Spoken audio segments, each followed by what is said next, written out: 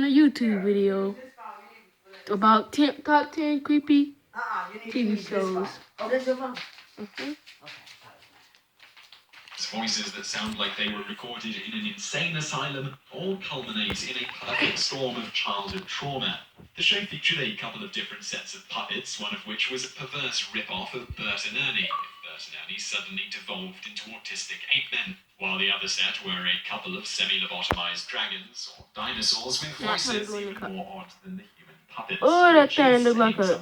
It looked like a dragon. It looked like a. Let me see. It looked like a cucumber with a dragon transaction. It looked weird. Performances. All the show was lacking was an unpainted van lurking around. Number 8, JJ the Jet Plane. Something about putting oddly shaped, realistic faces on airplanes and helicopters is very unsettling, especially considering that in the show these creatures are completely sentient with minds of their own. So they have faces on planes, just like Thomas the Train.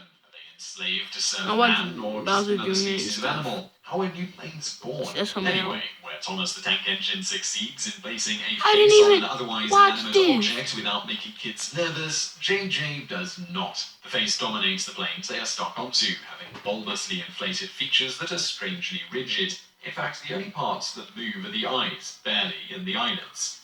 Yes, there are eyelids on these planes. There's a bunch of other weird imagery that pops up every now and again, like naked cartoon monkeys and virtually featherless rubbery human characters. Airplanes themselves that really take the horror of the uncanny valley and bludgeon our children with it. Number 7, Rupert the Bear. Starting the tradition of disturbing TV shows designed to freak out many a British child, The Adventures of Rupert Bear was born in the decade few of us want to remember, the 70s. Those who have good memories of this show probably only remember the animated version that came later, which was relatively harmless, and most likely they aren't aware of the marionette version which came before. Marionettes are creepy enough by themselves, but when they come in strange shapes vaguely resembling anthropomorphic animals wearing clothes operated by amateurs who clearly forgot how a body is supposed to move, the creepy factor skyrockets. Dang, that's creepy. Besides Rupert, there were a myriad of odd-looking characters in the show, including a deformed sheep-ape floating fireball with legs, and most notorious of all, Raggedy, who looks like a gnarled and haunted tree branch crossed with a snork. Research has shown that many a British nightmare in the early 1970s was centered on Raggedy. Reportedly, all of the episodes were lost in a fire, and I like to think this is God's way of expunging the earth from the unholiness that was Rupert.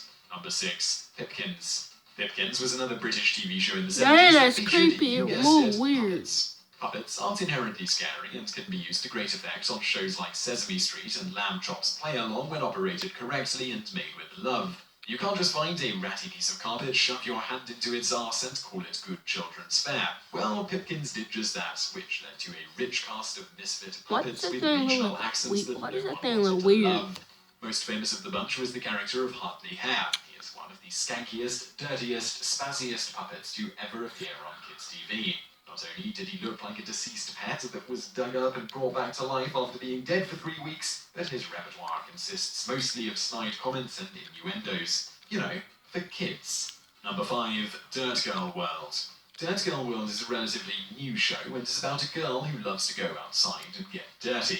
Not a bad idea, but there's something wrong with this girl though. She can't decide whether she is a human or a badly animated cartoon. She has a huge cartoon head and a barely perceptible nose, but real human eyes and a real human mouth, which all top a disproportionately tiny and childlike body.